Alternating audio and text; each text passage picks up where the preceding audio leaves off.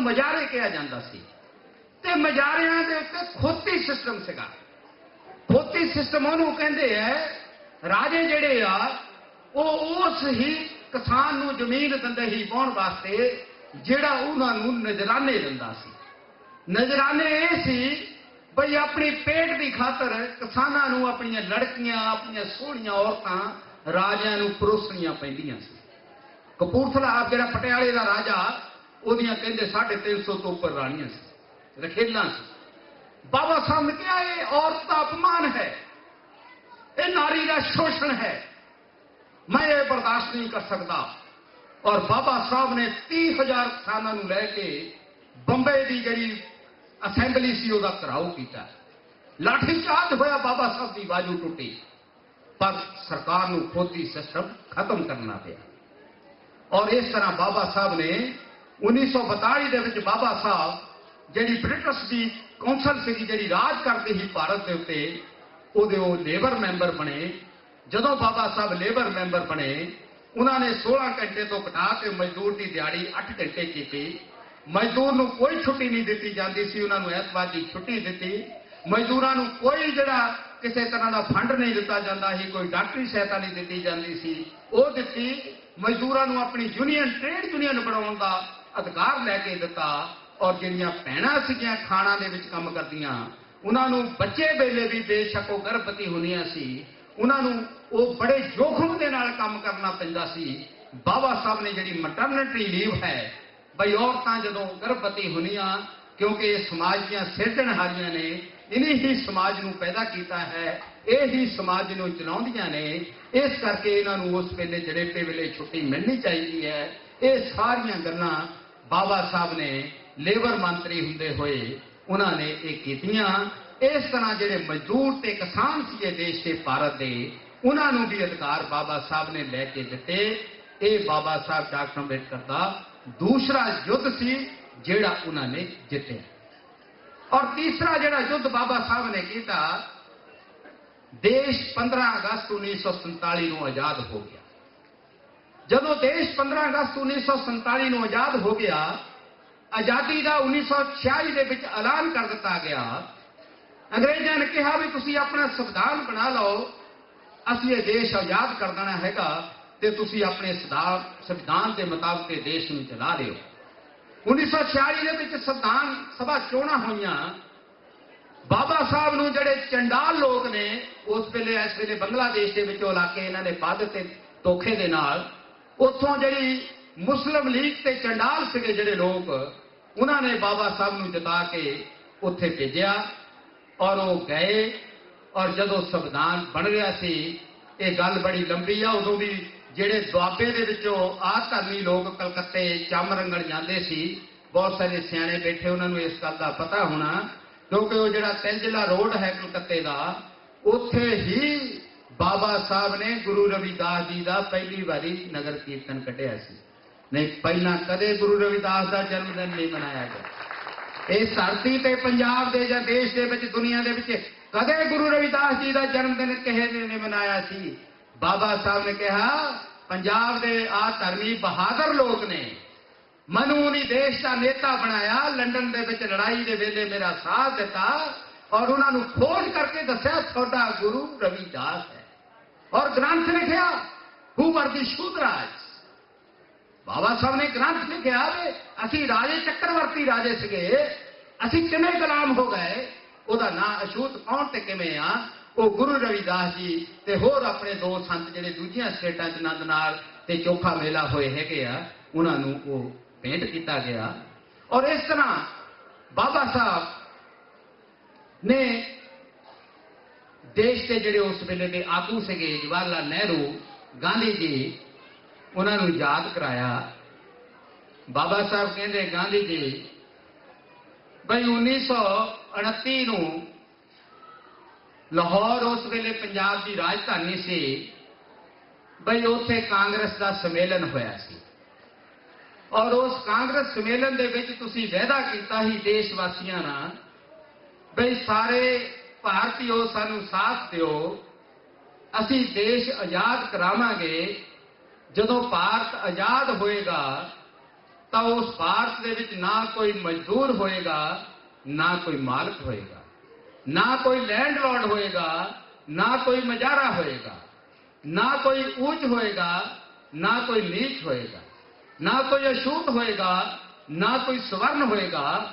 ਬਈ ਆਹ ਤੁਹਾਡਾ ਜਿਹੜਾ ਰੈਜ਼ੋਲੂਸ਼ਨ ਹੈ ਬਾਬਾ ਸਾਹਿਬ ਨੇ ਉਹ ਪ੍ਰੈਸ ਦੇ ਵਿੱਚ ਜਿਹੜਾ ਸਰਵਜਨਕ ਕੀਤਾ, ਬਈ ਤੁਸੀਂ ਲੋਕਾਂ ਨਾਲ ਸਹੁੰ ਖਾਧੀ ਆ ਉਸ ਵੇਲੇ, ਬਈ ਹੁਣ ਸੰਵਿਧਾਨ ਬਣ ਰਿਹਾ, ਹੁਣ ਸੰਵਿਧਾਨ ਬਣ ਰਿਹਾ, ਤੇ ਜਦੋਂ ਸੰਵਿਧਾਨ ਬਣ ਰਿਹਾ ਤਾਂ ਤੁਸੀਂ ਹੁਣ ਇਹ ਵਾਅਦੇ ਨੂੰ ਪੂਰਾ ਕਰੋ, ਸਾਰੀ ਜ਼ਮੀਨ ਦੇਸ਼ ਦੀ ਜਿਹੜੀ ਆਪਣੇ ਹੱਥ ਵਿੱਚ ਲੈ ਲਓ ਔਰ 10-10, 20-20 ਹਜ਼ਾਰ ਏਕੜ ਦੇ ਫਾਰਮ ਬਣਾ ਕੇ ਸਰਕਾਰ ਉੱਥੇ ਨਵੇਂ ਸੰਦਾਂ ਦੇ ਨਾਲ ਮਸ਼ੀਨਰੀ ਨਾਲ ਖੇਤੀ ਕਰਾਵੇ, ਸਾਰੇ ਲੋਕ ਕੰਮ ਕਰਨ, ਸਭ ਨੂੰ ਬਰਾਬਰ ਤਨਖਾਹ ਮਿਲੇ, ਨਾ ਕੋਈ ਲੈਂਡਲॉर्ड ਹੋਵੇ, ਨਾ ਕੋਈ ਮਜ਼ਦੂਰ ਹੋਵੇ, ਤੇ ਇਹ ਤੁਹਾਨੂੰ ਕਰਨਾ ਚਾਹੀਦਾ। ਔਰ ਫਿਰ ਉਹਨਾਂ ਨੇ ਕਿਹਾ ਬਈ ਸਾਰੀਆਂ ਮਿੱਲਾਂ, ਵੱਡੇ ਕਾਰਖਾਨੇ ਸਰਕਾਰ ਆਪਣੇ ਹੱਥ ਵਿੱਚ ਲਵੇ, ਸਰਕਾਰ ਉਹਨਾਂ ਨੂੰ ਚਲਾਵੇ, ਸਾਰੇ ਲੋਕ ਕੰਮ ਕਰਨ, ਸਾਰਿਆਂ ਨੂੰ ਬਰਾਬਰ ਤਨਖਾਹ ਮਿਲੇ। ਔਰ ਸਾਰੀਆਂ ਬੈਂਕਾਂ ਜਿਹੜੀਆਂ ਪ੍ਰਾਈਵੇਟ ਹੈ, ਜਿਨ੍ਹਾਂ ਦੇ ਵਿੱਚ ਸਰਮਾਏਦਾਰਾਂ ਦਾ ਧਨ ਪਿਆ ਹੈਗਾ, ਉਹਨਾਂ ਨੂੰ ਕੌਮੀ ਕੀਤਾ ਜਾਏ ਔਰ ਉਹਨਾਂ ਤੋਂ ਜਿਹੜੇ ਗਰੀਬ ਲੋਕ ਨੇ, ਦਲਿਤ ਲੋਕ ਨੇ, ਉਹਨਾਂ ਲੋਕਾਂ ਨੂੰ ਕਰਜ਼ੇ ਦੇ ਕੇ ਪੋਲਟਰੀ ਫਾਰਮ, ਹੋਰ ਡੈਰੀ ਫਾਰਮ, ਛੋਟੇ ਕਿੱਤੇ ਖੋਲ੍ਹਣ ਵਾਸਤੇ ਉਹਨਾਂ ਨੂੰ ਮੌਕੇ ਦੇਣੇ ਚਾਹੀਦੇ ਹੈਗੇ ਆ।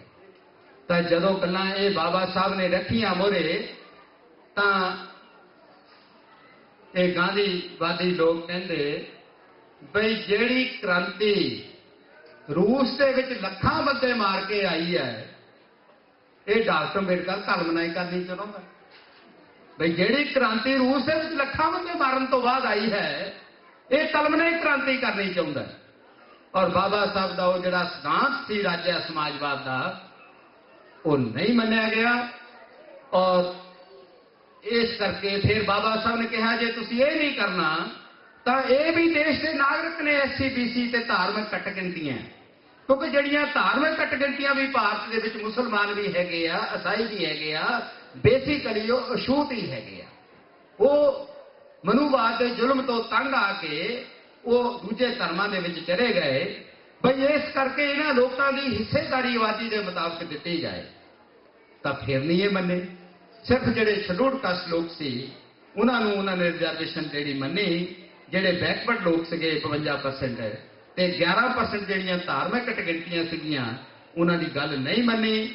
ਪਰ ਬਾਬਾ ਸਾਹਿਬ ਨੂੰ ਪਤਾ ਸੀ ਵੀ ਭਾਰਤ ਡੈਮੋਕ੍ਰੇਸੀ ਵੱਲ ਵੱਧ ਰਿਹਾ ਹੈ, ਲੋਕਤੰਤਰ ਦੇ ਵਿੱਚ ਜਿਹਦੀ ਮੈਜੋਰਟੀ ਹੁੰਦੀ ਹੈ ਉਹਨੇ ਹੀ ਰਾਜ ਕਰਨਾ ਹੁੰਦਾ ਹੈਗਾ। ਕੱਲੇ ਸ਼ੈਡਿਊਲਡ ਕਾਸਟ ਲੋਕ ਜਿਹੜੇ ਆ ਉਹ ਸਾਰੇ 20% ਹੈਗੇ ਆ। ਇਹ 20% ਲੋਕ 80% ਲੋਕਾਂ ਨੂੰ ਵੋਟਾਂ ਨਾਲ ਨਹੀਂ ਜਿੱਤ ਸਕਦੇ ਹੈਗੇ।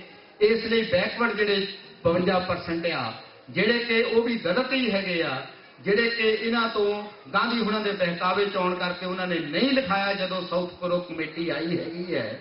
ਕਿਉਂਕਿ ਪੂਨਾ ਪੈਕਟ ਜਦੋਂ ਹੋਇਆ ਤਾਂ ਇਹ ਫਿਰ ਦੇਖਿਆ ਗਿਆ ਕਿ ਹੁਣ ਇਹ ਅਧਿਕਾਰ ਦਿੱਤੇ ਕਿਹਨੂੰ ਜਾਣ। ਇੱਥੇ ਤਾਂ 10,000 ਜਾਤੀਆਂ ਹੈਗੀਆਂ ਤੇ ਉਹ ਫਿਰ ਕਮੇਟੀ ਬਣਾਈ ਗਈ।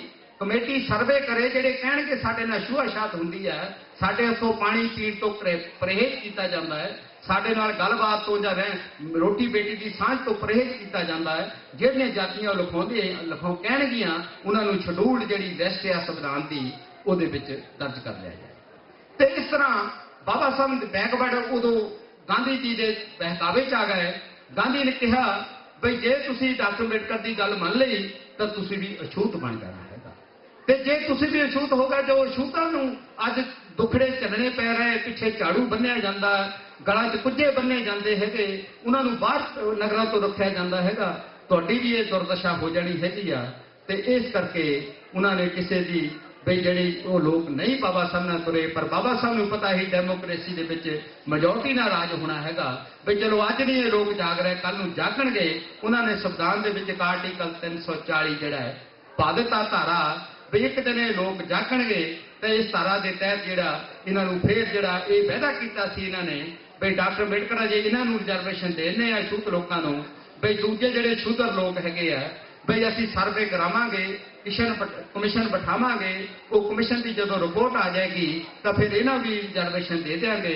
ਪਰ ਇਹਨੇ 1952 ਚ ਕਾਕਾ ਕਲੇਲਕਰ ਕਮਿਸ਼ਨ ਬਿਠਾਇਆ ਉਹਨੂੰ ਰਿਪੋਰਟ ਵੀ ਦਿੱਤੀ, ਪਰ ਉਹ ਵੀ ਉੱਚ ਜਾਤੀ ਦਾ ਸੀਗਾ, ਬ੍ਰਾਹਮਣ ਸੀਗਾ, ਤੇ ਰਾਸ਼ਟਰਪਤੀ ਵੀ ਉਸ ਵੇਲੇ ਜਿਹੜਾ ਉਹ ਵੀ ਉੱਚ ਜਾਤੀ ਦਾ ਸੀਗਾ। ਇਹਨਾਂ ਨੇ ਗਾਂਢ ਸਾਂਢ ਕਰ ਲਈ ਔਰ ਰਾਸ਼ਟਰਪਤੀ ਨੇ ਤਾਂ ਇੱਥੋਂ ਤੱਕ ਬਿਆਨ ਦੇ ਦਿੱਤਾ ਬਈ ਜੇ ਪਾਸ ਵੀ ਕਰ ਦੇਵੇ ਲੋਕ ਸਭਾ ਬਈ ਇਹਨਾਂ ਨੂੰ ਰਿਜ਼ਰਵੇਸ਼ਨ ਮਿਲਣੀ ਚਾਹੀਦੀ, ਬੈਕਵਰਡ ਲੋਕਾਂ ਨੂੰ, ਨਾਈ, ਚੀਰ, ਛਿਪੇ, ਤਖਾਣ, ਲਵਾਰ ਵਗੈਰਾ ਜਿਹੜੇ ਲੋਕ ਆ, ਇਹ ਵੀ ਪਛੜੇ ਹੋਏ ਨੇ, ਇਹਨਾਂ ਨੂੰ ਵੀ ਹੱਕ ਮਿਲਣੇ ਚਾਹੀਦੇ ਨੇ। ਬਈ ਤਦ ਵੀ ਮੈਂ ਉਹ ਬਿੱਲ ਦੇ ਉੱਤੇ ਦਸਤਖਤ ਨਹੀਂ ਕਰਾਂਗਾ, ਇਸ ਕਰਕੇ ਇਹ ਬਿੱਲ ਨਹੀਂ ਪਾਸ ਹੋਊਗਾ। ਉਹ ਫਿਰ ਕਟਾਈ ਚਲ ਗਿਆ। ਅੱਗੇ ਫਿਰ ਉਹ ਮੰਡਲ ਕਮਿਸ਼ਨ ਵੀ ਬਣਿਆ। ਬੜੀ ਲੰਬੀ ਕਹਾਣੀ ਹੈ, ਉਹਦੇ ਲਈ ਸਮਾਂ ਚਾਹੀਦਾ, ਕਿਤੇ ਫੇਰ ਕਰਾਂਗੇ ਗੱਲ। ਪਰ ਜਿਹੜੀ ਸੰਵਿਧਾਨ ਦੀ ਗੱਲ ਸੀ ਤੇ ਬਾਬਾ ਸਾਹਿਬ ਨੇ ਫਿਰ ਜਿਹੜੀ ਇੱਕ ਹੋਰ ਕ੍ਰਾਂਤੀ ਕੀਤੀ, ਉਹ ਕ੍ਰਾਂਤੀ ਇਹ ਕੀਤੀ, ਬਾਬਾ ਸਾਹਿਬ ਕਹਿੰਦਾ ਵੀ ਇਹ ਭਾਰਤ ਰਾਜ ਦਾ ਹਿੱਸਾ ਔਰਤ ਹੈ, ਨਾਰੀ ਹੈ। ਜੇ ਇਹ ਦੇਸ਼ ਦੇ ਦਲਿਤਾਂ ਨੂੰ ਮਨੁੱਖੀ ਅਧਿਕਾਰਾਂ ਤੋਂ ਵੰਚਿਤ ਰੱਖਿਆ ਗਿਆ ਤਾਂ ਇਹ ਦੇਸ਼ ਦੀ ਜਿਹੜੀ ਨਾਰੀ ਹੈ ਉਹਨੂੰ ਵੀ ਮਨੁੱਖੀ ਅਧਿਕਾਰਾਂ ਤੋਂ ਵੰਚਿਤ ਰੱਖਿਆ ਗਿਆ ਹੈਗਾ। ਉਹ ਕਿਸੇ ਸਭਾ ਸੁਸਾਇਟੀ 'ਚ ਨਹੀਂ ਜਾ ਸਕਦੀ, ਉਹ ਕਿਸੇ ਸਭਾ ਸੁਸਾਇਟੀ ਦੀ ਮੈਂਬਰ ਨਹੀਂ ਬਣ ਸਕਦੀ, ਉਹ ਕੋਈ ਨੌਕਰੀ ਨਹੀਂ ਕਰ ਸਕਦੀ, ਉਹ ਵਿੱਦਿਆ ਨਹੀਂ ਪ੍ਰਾਪਤ ਕਰ ਸਕਦੀ। ਜਿਸ ਤਰ੍ਹਾਂ ਮਨੁੱਖੀ ਅਧਿਕਾਰਾਂ ਤੋਂ ਦਲਿਤ ਲੋਕ ਵਾਂਝੇ ਨੇ, ਔਰਤ ਵੀ ਵਾਂਝੀ ਹੈ। ਆਦਮੀ ਤਲਾਕ ਦੇ ਸਕਦਾ ਹੈਗਾ, ਔਰਤ ਤਲਾਕ ਨਹੀਂ ਦੇ ਸਕਦੀ ਹੈਗੀ। ਔਰਤ ਆਦਮੀ ਜਦੋਂ ਮਰਜ਼ੀ ਘਰੋਂ ਉਹਨੂੰ ਕੁੱਟ ਮਾਰ ਕੇ ਕੱਢ ਸਕਦਾ ਹੈਗਾ, ਔਰਤ ਨਹੀਂ ਕਰ ਸਕਦੀ ਹੈਗੀ। ਤੇ ਬਾਬਾ ਸਾਹਿਬ ਨੇ ਕਿਹਾ ਬਈ ਸਾਡੇ ਦੇਸ਼ ਦੇ ਪਛੜਨ ਦਾ ਜਿਹੜਾ ਕਾਰਨ ਹੈ ਉਹ ਇਹੋ ਹੀ ਆ ਬਈ ਔਰਤ ਸਮਾਜ ਦੀ ਸਿਰਜਣਹਾਰੀ ਹੈ। ਸਮਾਜ ਔਰਤ ਨੂੰ ਅੰਧਕਾਰ 'ਚ ਰੱਖਣ ਕਰਕੇ, ਔਰਤ ਨੂੰ ਵਿੱਦਿਆ ਤੋਂ ਵੰਚਿਤ ਰੱਖਣ ਕਰਕੇ, ਔਰਤ ਨੂੰ ਮਨੁੱਖੀ ਅਧਿਕਾਰਾਂ ਤੋਂ ਵੰਚਿਤ ਰੱਖਣ ਕਰਕੇ ਉਹ ਆਪ ਅਗਿਆਨੀ ਰਹੀ। ਅਗਿਆਨੀ ਬੱਚੇ ਪੈਦਾ ਹੁੰਦੇ ਰਹੇ, ਬੱਚਿਆਂ ਨਾਲ ਪਰਿਵਾਰ ਅਗਿਆਨੀ ਹੁੰਦੇ ਰਹੇ, ਪਰਿਵਾਰਾਂ ਦੇ ਇਕੱਠ ਨਾਲ ਸਮਾਜ ਬਣਦਾ ਹੈ। ਸਮਾਜ ਜਿਹੜਾ ਪਛੜਿਆ ਰਿਹਾ, ਇਸ ਕਰਕੇ ਦੇਸ਼ ਦੁਨੀਆ ਸਾਰੀ ਦੇ ਵਿੱਚ ਪਛੜਿਆ ਹੈਗਾ। ਇਸ ਲਈ ਉਹਨਾਂ ਨੇ ਜਿਹੜਾ ਹਿੰਦੂ ਕੋਡ ਬਿੱਲ ਸੀਗਾ, ਹਿੰਦੂ ਕੋਡ ਬਿੱਲ ਸ਼ਾਸਤਰਾਂ ਉੱਤੇ ਆਧਾਰਿਤ ਸੀਗਾ। 4 ਵੇਦ ਨੇ ਭਾਰਤ ਦੀ ਧਰਤੀ ਦੇ ਉੱਤੇ, 18 ਸ਼ਾਸਤਰ ਨੇ, 40 ਸਿਮਰਤੀਆਂ ਨੇ, 108 ਉਪਨਿਸ਼ਦ ਨੇ। ਇਹ ਸਾਰੇ ਦੇ ਸਾਰੇ ਗ੍ਰੰਥ ਦਲਿਤਾਂ ਦੇ ਖਿਲਾਫ ਜ਼ੁਲਮ ਨਾਲ ਭਰੇ ਪਏ ਹੈਗੇ ਆ ਔਰ ਔਰਤ ਦੇ ਨਾਲ ਵੀ ਇਸੇ ਤਰ੍ਹਾਂ ਵਿਵਹਾਰ ਕਰਨ ਦੇ ਨਾਲ ਕਾਨੂੰਨਾਂ ਨਾਲ ਭਰੇ ਪਏ ਹੈਗੇ ਆ। ਤੇ ਬਾਬਾ ਸਾਹਿਬ ਨੇ ਕਿਹਾ, ਉਹਨਾਂ ਨੇ ਹਿੰਦੂ ਕੋਡ ਬਿੱਲ ਦੇ ਵਿੱਚ ਸੁਧਾਰ ਕਰਕੇ ਲਿਆ ਕੇ ਉਹ ਦਿੱਤਾ। ਔਰ ਔਰਤ ਵੀ ਜੇ ਅੱਜ ਰਾਜ ਭਾਗ ਦੇ ਵਿੱਚ ਹਿੱਸੇਦਾਰ ਬਣੀ ਹੈਗੀ ਹੈ, ਚਾਹੇ ਭਾਰਤ ਦੀ ਰਾਸ਼ਟਰਪਤੀ ਬਣੀ ਹੈ, ਚਾਹੇ ਅੱਜ ਲੋਕ ਸਭਾ ਦੀ ਮੈਂਬਰ ਬਣੀ ਹੈ, ਚਾਹੇ ਵਿਰੋਧੀ ਧਿਰ ਦੀ ਨੇਤਾ ਹੈ, ਚਾਹੇ ਕਾਂਗਰਸ ਪਾਰਟੀ ਦੀ ਨੇਤਾ ਸੋਨੀਆ ਗਾਂਧੀ ਹੈ, ਇਹ ਸਾਰੇ ਜਾਂ ਇਸ ਤੋਂ ਪਹਿਲਾਂ ਇੰਦਰਾ ਗਾਂਧੀ ਪ੍ਰਧਾਨ ਮੰਤਰੀ ਬਣੀ, ਉਹ ਬਾਬਾ ਸਾਹਿਬ ਡਾਕਟਰ ਅੰਬੇਡਕਰ ਦੀ ਕੁਰਬਾਨੀ ਕਰਕੇ ਬਣੀਆਂ ਹੈਗੀਆਂ। ਨਹੀਂ ਤਾਂ ਬਾਬਾ ਸਾਹਿਬ ਤੋਂ ਪਹਿਲਾਂ ਇਹ ਦੇਸ਼ ਦੇ ਵਿੱਚ ਕੋਈ ਔਰਤ ਕਦੇ ਨਹੀਂ ਕੁਛ ਵੀ ਬਣੀ ਹੈ। ਇਹ ਬਾਬਾ ਸਾਹਿਬ ਦੀ ਚੌਥੀ ਕ੍ਰਾਂਤੀ ਸੀ। ਔਰਤਾਂ ਨੂੰ ਵੀ ਜਿਹੜੇ ਅਧਿਕਾਰ ਲੈ ਕੇ ਦਿੱਤੇ, ਇਹ ਵੀ ਬਾਬਾ ਸਾਹਿਬ ਦੀ ਕ੍ਰਾਂਤੀ ਸੀਗੀ। ਤੇ ਲਾਸਟ ਵਿੱਚ ਜਿਹੜਾ ਹੈ ਬਾਬਾ ਸਾਹਿਬ ਨੇ ਇੱਕ ਕ੍ਰਾਂਤੀ ਹੋਰ ਕੀਤੀ।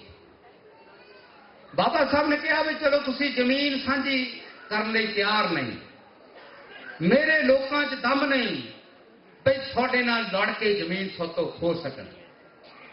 ਕਿਉਂਕਿ ਬਾਬਾ ਸਾਹਿਬ ਦੇ ਦਿਮਾਗ ਦੇ ਵਿੱਚ ਇਹ ਗੱਲ ਹਰਦਮ ਖਟਕਦੀ ਰਹਿੰਦੀ ਸੀ ਬਈ ਸ੍ਰਿਸ਼ਟੀ ਦੇ ਵਿੱਚ ਜਦੋਂ ਪ੍ਰਾਣੀ ਪੈਦਾ ਹੁੰਦਾ ਤਾਂ ਉਹਦੇ ਜਿੰਦਾ ਰਹਿਣ ਵਾਸਤੇ 4 ਸਾਧਨ ਨੇ। ਇਹ ਸ੍ਰਿਸ਼ਟੀ ਦੇ ਵਿੱਚ 4 ਸਾਧਨ ਨੇ। ਨੰਬਰ 1, ਮਨੁੱਖ ਦੇ ਪਾਸ ਜ਼ਮੀਨ ਹੋਵੇ, ਉਹ ਜ਼ਮੀਨ ਉੱਤੇ ਵਾਹੀ ਕਰਕੇ ਆਪਣਾ ਜੀਵਨ ਬਸਰ ਕਰ ਸਕਦਾ ਹੈ।